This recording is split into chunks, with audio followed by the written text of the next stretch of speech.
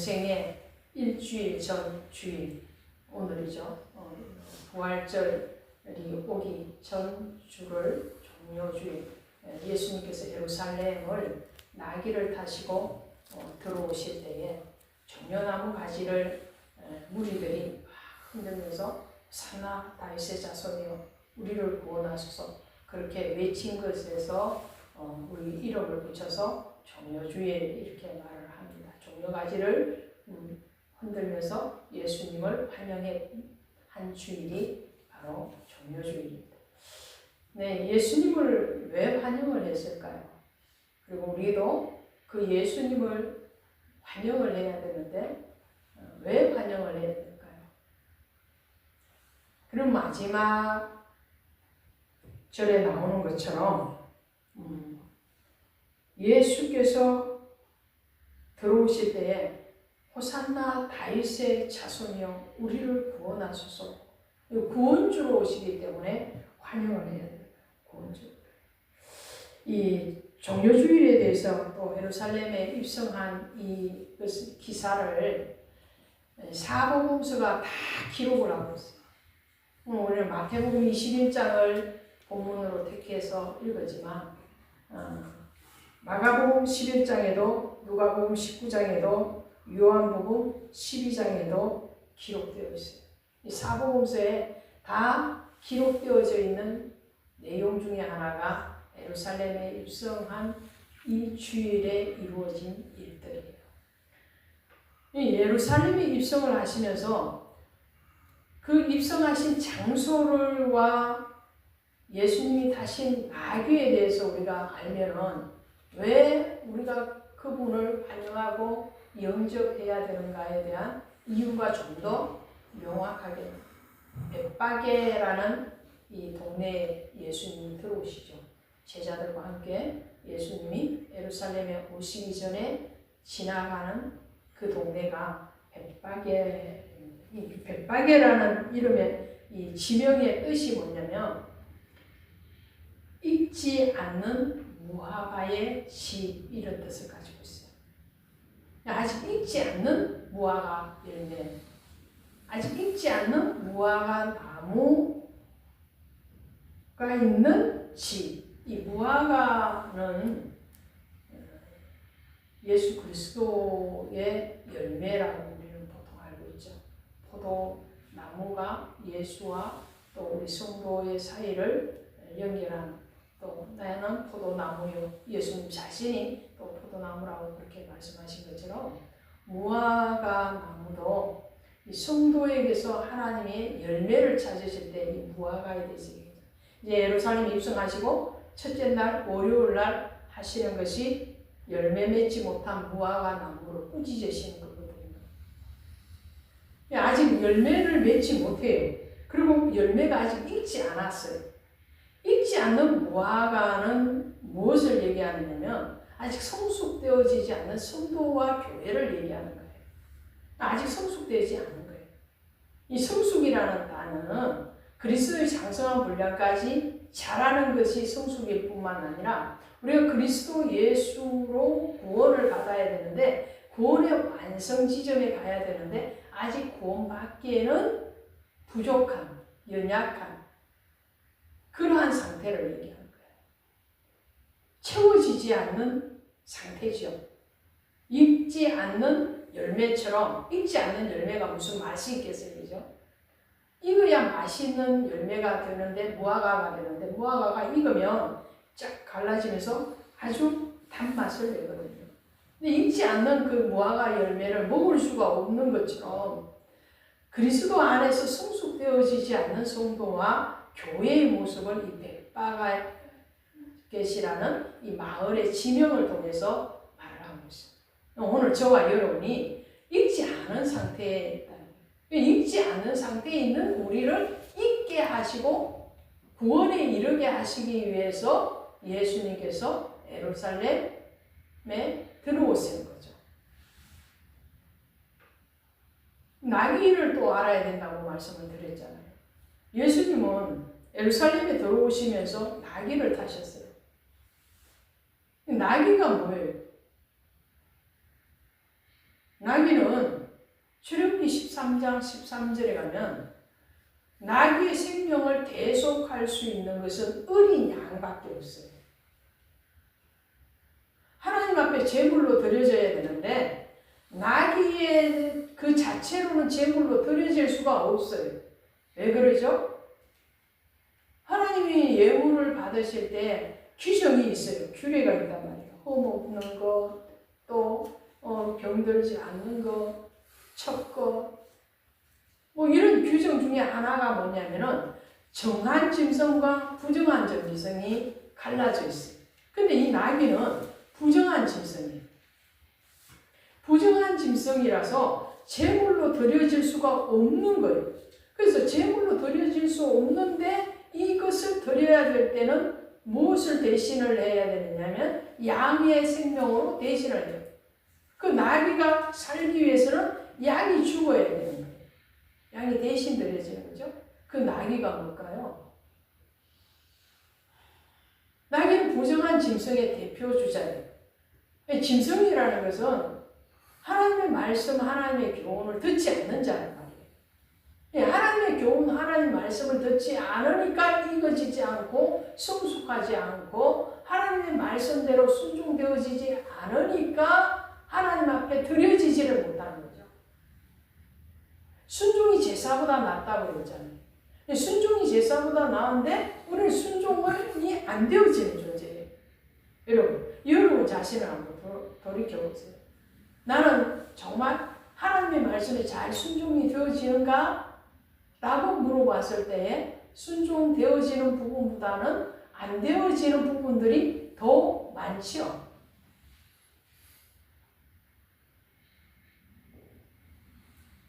하나님의 말씀은 물론이고 교회 담임 목사님의 말에 대해서도 순종되어지는 부분보다는 안 순종하고자 하는 자아가 더 많죠.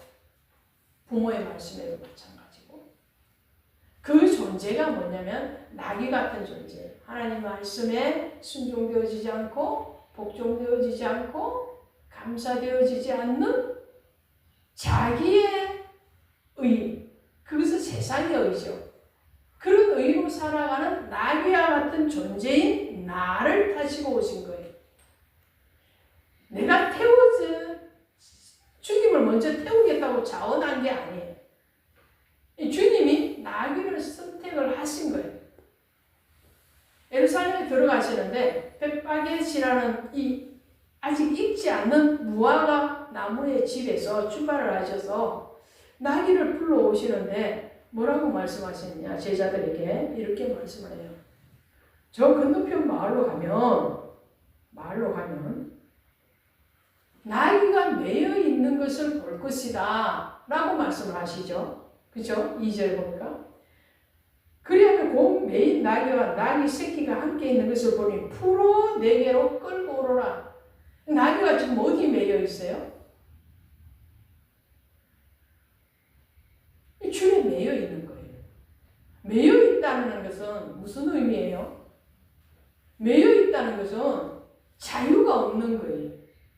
그렇죠? 쉽게 나귀뿐만 아니라 우리가 흔히 볼 수 있는 강아지도 마음대로 마당을 뛰어놀게 해야지 자유가 있는 것인데 목에 줄을 매서 나무든지 집 모퉁이든지 메어놓으면 이 강아지는 그 줄 길이만큼만 움직일 수 있어요. 그렇죠? 소도 마찬가지입니다. 그 주인이 아무리 인심을 써도 그 줄을 마음껏 풀어 마음대로 움직일 수 있는 길이만큼 주지는 않는단 말이에요. 나귀가 매여 있어요. 매여 있으니까 순종이 안 되어져요. 매여 있으니까 감사가 안 되어져요. 매여 있으니까 건강하지를 않아요. 자, 이게 무슨 말이에요? 매여 있는 것을 주님은 기뻐하지 않는다는 거예요. 아담이 독초하는 것이 하나님 보시기에 좋지 않아서 하와를 붙여주신 것처럼 오늘 죄에 매여 있고 자기 의에 매여 있고 세상의 법에 매여 있고 사단의 종이 되어서 매여 있는 그 상태를 주님은 풀어주기를 원하시는 거예요. 할렐루야. 아멘. 여러분, 지난주에 말씀을 나눴잖아요. 하나님은 베드로의 신앙의 고백을 들으시고 주님께서 베드로에게 뭘 주셨어요? 천국 열쇠를 주신다. 이 반석 위에 음부의 권세가 해치 못하는 교회를 세울 것이고 내게 천국 열쇠를 주노니 무엇이든지 땅에서 매면 하늘에서도 매일 것이요 땅에서 풀면 하늘에서도 풀릴 것이다. 천국 열쇠에 대해서 말씀합니다. 오늘 주님은 친히 천국 열쇠가 되셔서 이 매여있는 줄에 매여있는 자유함이 없는 그 나귀를 풀어 내게로 가지고 오라. 그 나귀를 맨 사람이 물어봅니다. 제자들이 나귀를 풀려고 하니까 나무에 매여있는 나귀를 풀려고 하니까 그 나귀를 묶어뒀던 사람이 물어. 왜 풉니까? 그때 뭐라고 하라고요? 주께서 서시겠다 하라. 주님은 오늘 저와 여러분이 아직은 순종되어지지 않고 아직은 짐승 같고 그래서 그 짐승 중에서도 부정한 짐승인 나귀와 같은 그러한 존재인 저와 여러분에게 이미 오셔서 뭐 하여 주신 거예요? 천국 열쇠로 풀어주신 거예요. 믿으십니까? 아멘. 믿으십니까? 아멘. 풀어주신 거예요. 여러분이 자유하기를 위해서 그 자유함이 좋아서 매여있는 것이 보기 좋지 아니하셔서 하나님은 우리에게 친히 하나님의 아들이 독자 아들이신 예수를 우리에게 주셔서 그 예수로 우리를 풀어주시는 거예요. 풀어서 너는 이제 세상에 매인 것이 아니야. 죄에 매여 있는 자가 아니야. 여러분의 생각 가운데 매여 있으면 안 된단 말이에요. 우리의 한계는 매여 있으면 안 된다는 거예요. 매여 있는 것이 아니고 이제는 풀어. 누구에게 와라? 주님께로 와라. 주께로 와라. 서간에서 가면 예수님이 왜 나귀를 타시냐? 그는 겸손하여. 이렇게 나와요. 겸손해. 그럼 나귀를 타시면 겸손하고 말 타면 안 겸손한가요?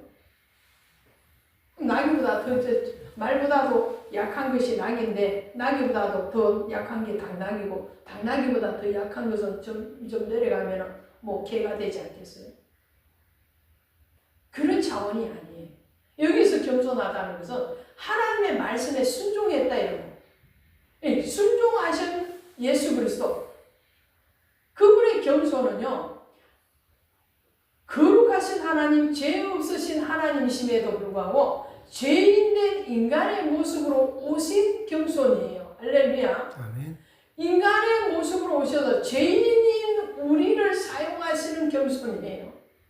하나님은 의로우시고 하나님은 거룩하시고 하나님은 순결하신 분이신데 떼먹고 아직 익지도 않고 하나님 앞에 드려지기에는 너무나도 부족한 우리 같은 인간의 모습으로 오셔서 우리 대신 죽으실 뿐만 아니라 우리와 형제가 된 겸손이에요. 우리와 형제가 되시고 오늘 우리의 대속 제물이 되신 그 겸손이란 말이에요. 그래서 나귀를 타고 오셨다라고 말씀합니다. 오늘 우리에게도 주님은 말씀하세요. 너희가 자유했느냐? 진리 안에서 자유하라고 그랬잖아요. 다른 것으로 자유하라고 말씀 안 하셨어요. 방종하라고 또 말씀을 안 하시냐. 방종은 뭐예요? 방종은 질서가 없이 내 마음대로 하는 게 방종이에요. 응? 방종이 아니라 자유인데 그 자유도 진리 안에서 자유예요. 진리 안에서 자유라는 것은 예수 안에서 자유예요. 말씀 안에서 자유. 내 부모를 공경하라. 그 앞에 말이 있죠. 주 안에서. 주 안에서요. 주님 안에서. 주님 안에서 부모에게 부모를 공경해야 되고 주님 안에서 자유해야 돼요. 오늘 진리 안에서 자유하기를 원하셔서 주님은 우리를 비진리인 죄로부터 사망으로부터 우리를 해방시키고 자유를 주시기 위해서 평화를 주시기 위해서 나귀를 풀어 예수님이 타시고 어디로 오셨다고? 에루살렘. 이 에루살렘이잖아요. 에루살렘. 에루살렘에 들어오셨는데 이 에루살렘은 당시의 유대 이스라엘 나라의 모든 행정과 종교의 정치의 중심지이지만 여기서 성경에서 에루살렘은 그런 세상적인 정치적인 행정적인 그런 중심지를 나타내는 것이 아니에요. 여기서 에루살렘은 뭐예요? 하나님 앞에 예배드린 성전인 예루살렘을 얘기해요. 예수님이 죽으셨다가 부활하시고 부활주일이 지나고 난 뒤에는 이 예루살렘 이렇게 얘기할 때는 예루살렘 교회를 얘기합니다. 하나님 앞에 예배하는 진리 안에서 자유, 죄에서 사망에서 또 자기의 교만과 오만에서 물질에서 세상에서 풀어서 자유했는데 무엇의 자유라고요? 예수 안에서 진리 안에서 자유된 사람이 누리는 복. 그 복이 뭐냐? 예루살렘의 복이에요. 예루살렘은 평화의 성전이에요. 평화의 성전. 평화. 샬롬이거든요. 샬롬. 우리 만나면 샬롬 인사잖아요. 그 샬롬이에요. 그 샬롬은 평안하십시오. 평안합니까? 아멘이죠. 오늘 나도 평안하고 당신도 평안하기를 원합니다. 무엇 안에서? 예수 안에서, 진리 안에서 평안하기를 원합니다. 평강하십시오. 이미 평강이 하나님으로부터 우리에게 주 예수의 이름으로 주어진 것을 믿으시기 바랍니다. 아멘. 평강. 그런데 지금은 어때요? 예수님이 죽으시기 전까지는 어떠했다고요? 익지 않는 무화과 나무 열매처럼 하나님 앞에 드려질 수 없는 부정한 짐승이었던 나귀처럼 이 예루살렘도 완전한 평강이 없었다는 거예요. 평화가 없었어요. 자, 예수 믿는데 신앙생활을 하는데 그리스도 예수와 임마누엘 한다고 하면서도 내가 평강하지 못한 상태, 내가 자유하지 못한 상태, 예수 안에서 기쁨과 감사로 열매 맺지 못하는 그 상태일 때는 어떤 상태냐? 내 안에 수시로 아직도 불순종적인 세상적인 생각들이 드나들 때입니다. 완전한 평강이 되어야 되고 샬롬이 되어야 되는 그 예루살렘이 그렇지 못한 상태였기 때문에 주님이 이 예루살렘에 들어오셔야 됐던 거예요. 할렐루야. 아멘. 들어오셔서 뭘 선포하신 거예요? 자유를 선포하신 거예요. 온전한 자유, 온전한 평강, 온전한 감사, 온전한 은혜, 그것을 선포하시기 위해서 주님은 예루살렘에 나귀를 타고 오시는 거예요. 그래서 무리들이 이 예루살렘에 들어오시는 예수님을 보고 종려나무 가지를 흔들면서 호산나 다윗의 자손이여 우리를 구원하소서라고 외치는 거예요. 왜? 그들은 아직 구원을 받지 못한 상태였기 때문에. 왜 구원을 못 받았다고요? 익지 않은 상태였고 부정한 짐승의 상태였고 예루살렘에 살면서도 참 평강, 참 자유가 없는 상태였기 때문에 구원이 없는 상태였다. 반쪽 구원이라고 그러죠. 이것은. 그러한 상태였던 이들에게 주님이 오시는 것은 구원으로 오시는 것이기 때문에 환영하고 오해하고 감사할 수밖에 없는 거죠. 그러나 주님 편에서 보면 어때요? 주님 편에서는 이 예루살렘에 들어오셔서 월요일날, 요일로 따지면 월요일인 내일 예수님은 익지 않는 무화과 나무를 저주하시고 성전을 정결하시고 화요일, 수요일날 변론을 하시고 목요일날 마지막 6월절 성찬 예식을 하시고 그리고 체포되셨다가 금요일날 죽으시고 토요일날 무덤에 계셨다가 주일 새벽 미명에 부활하신 이 마지막 공생의 일주일 동안은 주님에게는 고난이었어요. 고난인 동시에 마지막으로 모든 무리들에게 천국에 대해서 말세의 징조에 대해서 선포하시는 시간이기도 하겠고 그 자신이 십자가의 고난을 당하시고 죽으시는 그 시간이기도 합니다. 그러면 오늘 나귀에게 타신 것처럼 주님은 부활승천하시면서 너희가 본 그대로 내가 다시 오리라고 말씀을 하시거든요. 아멘. 재림의 주님을 우리는 사모하는 거예요. 이 고난 주간을 보내고 부활을 기대하고 소망하는 가운데 부활주의를 보내고 그러면서 우리가 이 땅에서 그리스도 예수를 예배하면서 최종적으로 기다리는 것이 뭐냐면 주님의 재림이거든요. 주님이 오실 거다. 주님이 오실 때 뭘 타고 오신다고 그래요? 주님은 구름 타고 오신다고 그래요. 지금 초림 예수님은 성육신 하신 예수님은 나사렛에서 나신 그 예수님은 그죠? 오늘 마지막 절에 우리가 이르되 갈릴리 나사렛에서 나온 선지자 예수라 하니라. 나사렛은 뭐예요? 예수님이 자라신 곳이잖아요. 출생은 베들레헴의 구유에서 출생을 하셨고 나사렛에서 요셉과 마리아와 함께 가정을 이루시고 거기서 사셨단 말이에요. 지금 예루살렘에 들어오실 때 출발 지점이 어디 있냐면 나사렛이에요. 빈곤한 동네. 그 동네에서 선지자가 어찌 나사렛에서 갈릴리에서 나겠느냐고 조롱을 받았던 그 동네에서 주님은 오시는 거예요.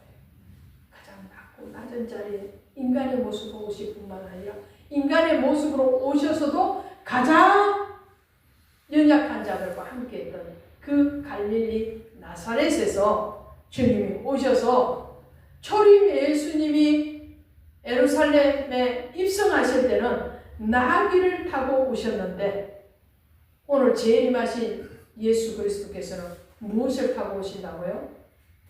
자, 뒤에 마태복음 펴놓으셨으니까 마태복음 24장 갑니다. 24장 30장 30절 31절 마태복음 24장 30절 31절 보십니다. 시작. 그때에 인자의 징조가 하늘에서 보이겠고 그때에 땅의 모든 족속들이 통곡하며 그들이 인자가 구름을 타고 능력과 큰 영광으로 오는 것을 보리라. 그가 큰 나팔 소리와 함께 천사들을 보내시리니 그들이 그의 택하신 자들을 하늘 이 끝에서 저 끝까지 사방에서 모으리라. 할렐루야. 재림의 주님은 뭘 타고 오신다고요? 구름 타고 오신다. 구름. 계시록 1장 7절에도 볼지어다 그가 구름을 타고 오시리라. 히브리서 12장에도 이러므로 우리에게 구름같이 허다한 둘러싼 허다한 증인들이 있으니 구름이라고 표현을 하고 있어요. 구름. 뭉게구름을 타고 오실까요? 아니면 시커먼 오늘 비 오는데 이 비를 몰고 오는 그런 구름을 타고 오실까요? 손오공인가요? 구름을 타고 오시게? 성경은 역사적인 것은 사실로 받아들여야 되고 비유는 비유를 풀어야 돼요. 이 손오공처럼 구름 타고 뭉게 구름 타고 오시는 분이 아니에요. 여기 구름은 뭐예요? 흐다한 정인이라고 그랬잖아요. 흐다한 정인, 둘러싼 흐다한 정인들이 있는데 어떤 정인? 구름 같은 그 구름은 믿음의 사람들을 얘기해요. 구름이 뭉쳐있는 것처럼 믿음의 사람들, 무리들을 얘기해요.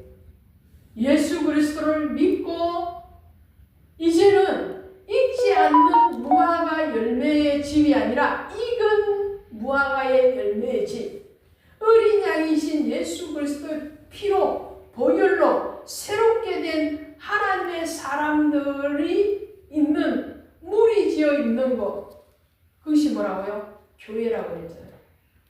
성도들의 무리가 교회라고 그랬잖아요.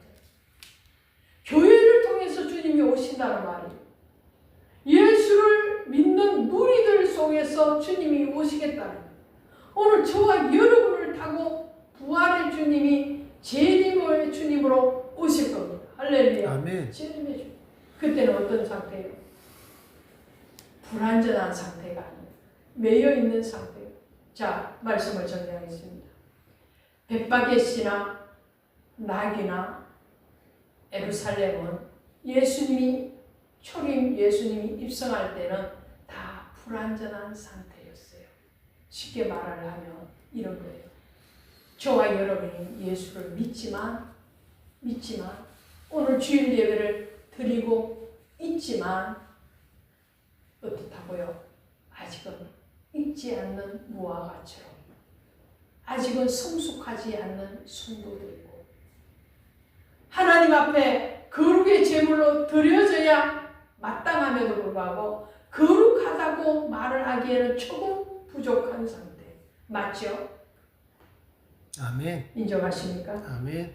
죄를 고백하는 자를 하나님 용서하신다고 했어요. 우리가 주님 앞에 예배자로, 거룩한 예배자로 세워져야 되는데도 오늘 이 예배를 드리는 순간에도 온전한 마음과 온전한 뜻으로 신령과 진정의 예배자로 세워져야 되는데 뭔가 불순물이 있단 말이에요. 우리 속에 뭔가 근심이 있고, 뭔가 염려가 있고, 뭔가 자유하지 못하는, 마치 매여있는 나귀와 같이 하나님 앞에 드려지지 못한 상태일 뿐만 아니라 죄에 매여있고, 근심에 매여있고, 물질에 매여있고, 사단에게 매여있고, 세상의 이치에 매여있는, 그래서 완전한 자유, 샬롬이 일어나지 않는, 평화가 일어나지 않는 불완전한 예루살렘이 될 수밖에 없는 그 상태인 우리가 아니라 재림하시는 주님이 타시고자 하는 성도 교회는, 재림하신 주님이 천국을 이루기를 원하는 그 성도와 그 교회는 어떤 상태라고요? 완전한 예루살렘, 새 예루살렘이에요. 이제는 세상의 관념으로 살지 않고, 세상의 논리로 살지 않고, 내 욕심과 내 고집과 내 아집으로 살아가는 것이 아니라 주님의 말씀에 자유함이 있고, 예수 그리스도의 보혈의 구속에 자유함이 있는, 주님의 십자가의 구원에 대한 확신과 기쁨으로 충만한 자유와 평화가 우리 안에서, 우리의 삶에서 온전하게 드려지는, 그래서 오늘 주일의 이 예배의 자리뿐만 아니라 범사의 주님을 인정하는, 할렐루야, 아멘. 할렐루야, 아멘. 할렐루야, 아멘. 주일 선데이 성도가 되면 안 돼요. 크리스찬이 되면 안 돼요. 우리는 언제나 주님과 동행해요. 할렐루야, 언제나 주님과 동행해요.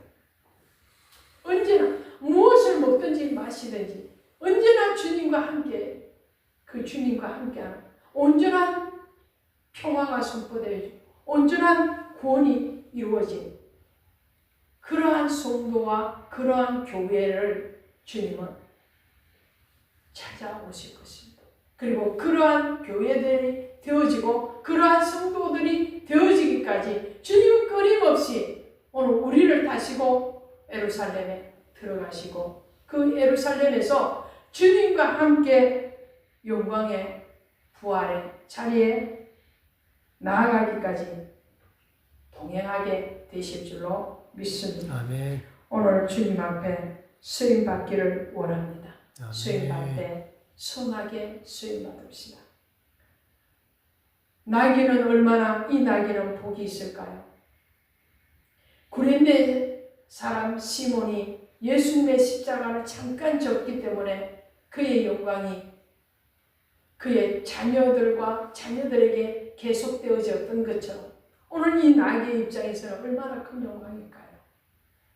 예수님을 태우고 예루살렘에 입성을 했으니 오늘 우리는 얼마나 큰 복을 받았습니까? 주님의 자녀가 되었고 주님의 의로운 형제가 되었고 주님의 나라의 거룩한 백성이 되었고 하나님 앞에 예배하는 예배자가 되었으니 얼마나 복이 됩니다. 오늘 우리의 모든 범사가 그리스도 예수께 믿음으로 고백되어지고 선하게 사용되어지는 주님 앞에 쓰임받는 그러한 교회와 성도로 승리하시길 끝까지 천국 가는 그날까지 승리하시길 주 예수의 이름으로 축원드립니다. 아멘. 기도합시다. 하나님 고맙습니다. 사랑합니다. 우리 주님이 얼마나 우리를 사랑하셨으며 하늘 보호자를 버리시고 낮고 낮은 인간의 모습으로 죄인의 모습으로 오셔서 그 죄인된 우리와 형제 되시고 우리를 자녀 삼으시고 우리를 온전한 구원과 온전한 자유함으로 이끄시기 위해서 우리를 타시고 예루살렘에 가셔서 성숙한 하나님의 보좌로 인도하신 것을 오늘 우리는 기뻐하며 감사하며 또한 영광을 돌리기를 원합니다. 오늘 우리를 새롭게 하실 그 주님을 영접할 뿐만 아니라 그 주님과 날마다 호흡하는 순간마다 그 주님을 인정하고 고백하고 감사하며 주님 앞에 선하게 열매 맺고 주님 앞에 선하게 사용되어지는 그러한 교회와 지체가 되어지기를 원합니다. 우리를 사용하시옵소서. 임마누엘 되시는 그 예수 그리스도께서 오늘 우리와 동행하시고 우리를 사용하셔서 참 그리스도의 나라를 선포하여 주시옵소서. 예수님 이름으로 간절히 감사하며 기도드렸사옵나이다. 아멘. 감사합니다. 찬양 150장